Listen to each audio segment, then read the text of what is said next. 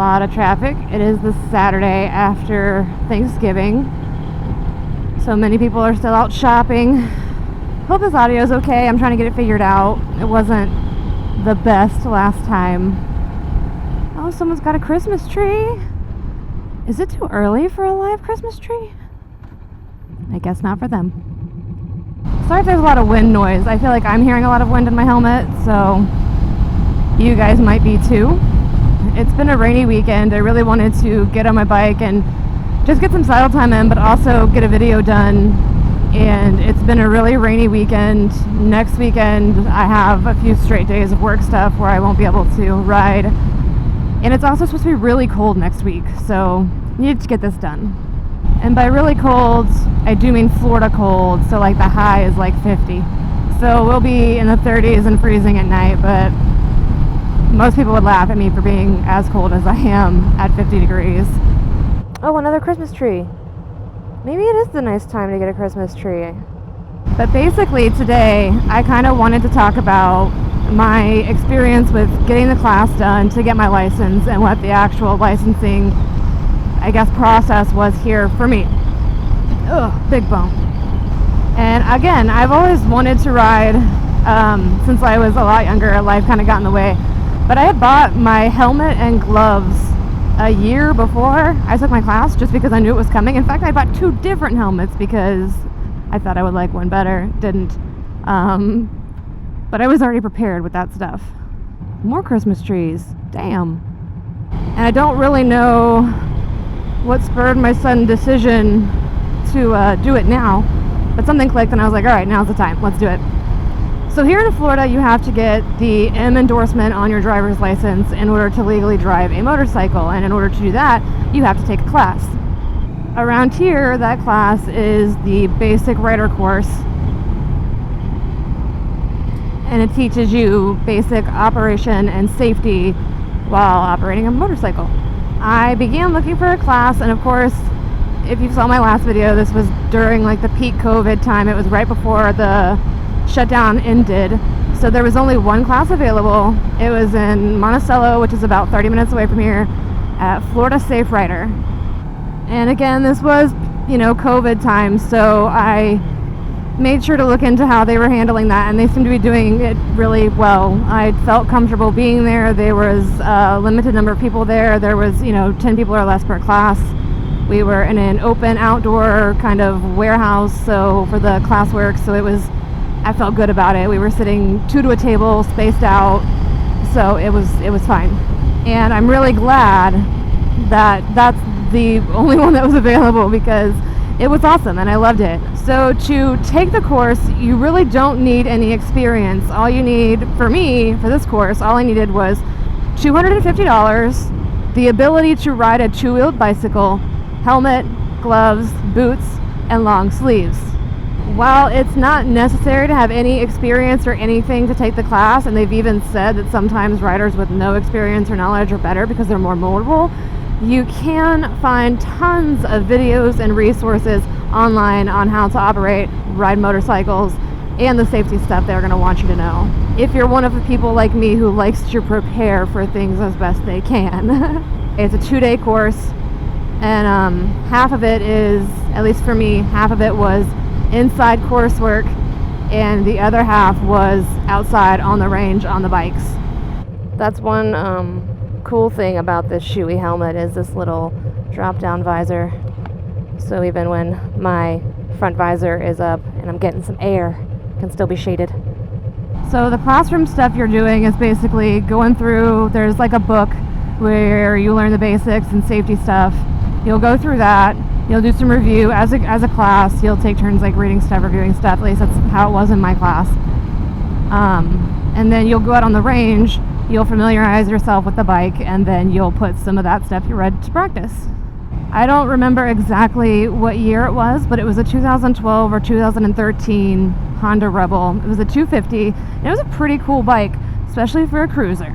They've come out with the new 1100s for next year, and I need to do some research on them because it was a sick little bike. I was super nervous and anxious about the class. This is a bike. I don't want to drop it. I don't want to hurt myself. I don't want to do anything stupid. But the rider coaches were super laid back. They were super kind and encouraging. I didn't feel bad while I was there. So you start off super simple, which is basically walking around the bike and getting used to it. And then you'll do things like duck walking your bike. You'll learn the friction zone, how to stop safely without, getting unbalanced, those kinds of things. And once you get that basic stuff down, they'll move you up to, quick stops, starting from a turn, figure eights, navigating road hazards. You'll drive over some 2x4s, things like that. Puppy, puppy, puppy, puppy. And you did all your exercises as a group, so you weren't singled out. And they really didn't interrupt you or stop you unless you were doing something that was really wrong or that could be potentially dangerous. So it was really nice just to kind of do your own thing. And you practiced, let me drop that, sorry. And you practiced each exercise several times and kind of built up as you go. So it wasn't, crazy and everything thrown at you at once. You even go over things like using your blinker and turning your head to do head checks and things like that, which is needed. The first day was all, getting to know stuff out of the book and on the range.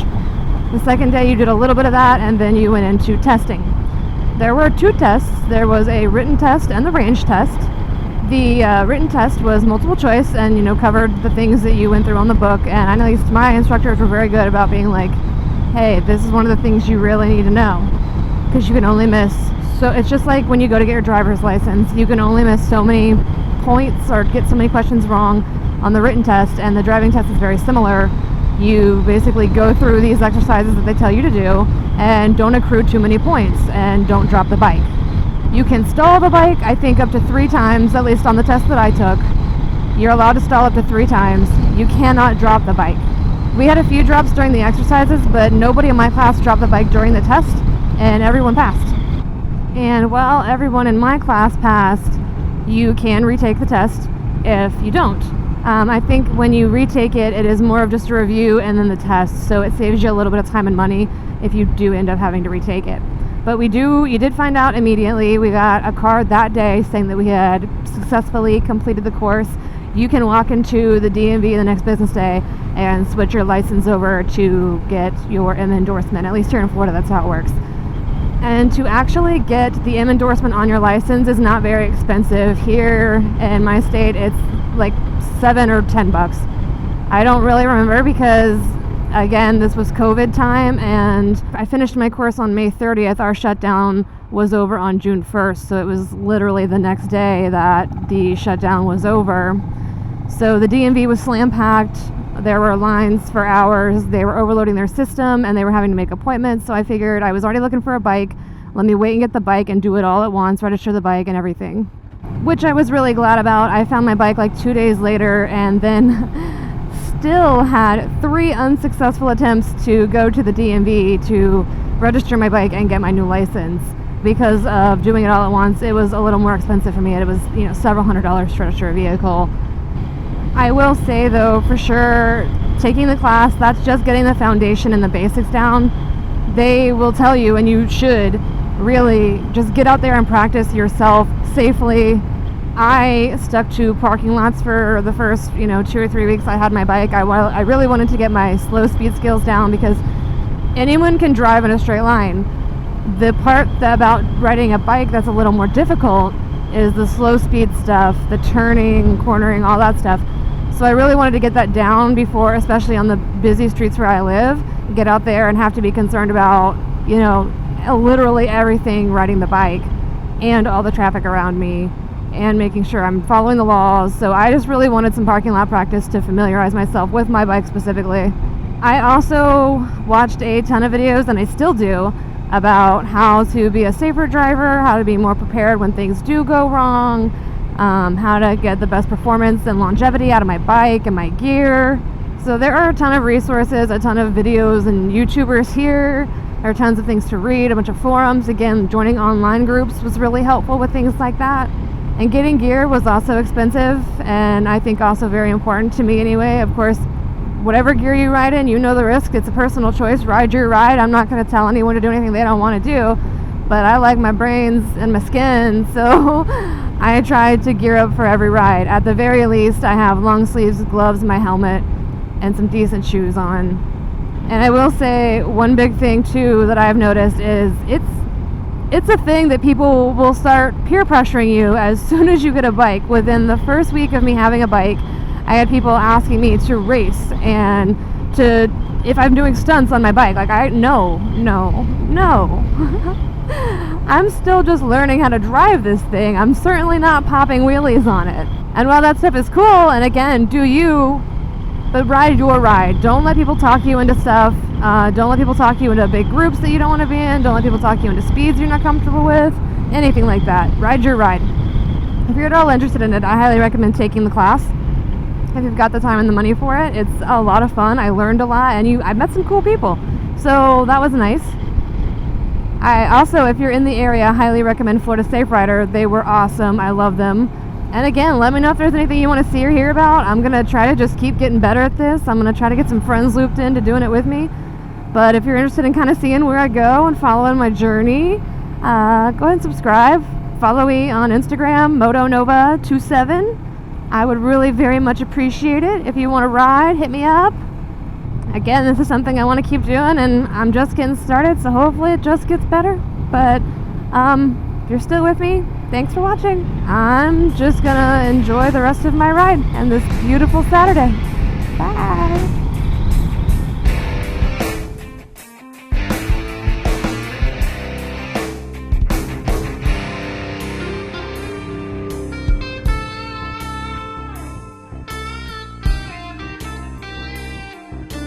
I thought that was another Christmas tree.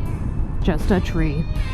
It's been a stressful week, and I'm glad to be out on my bike.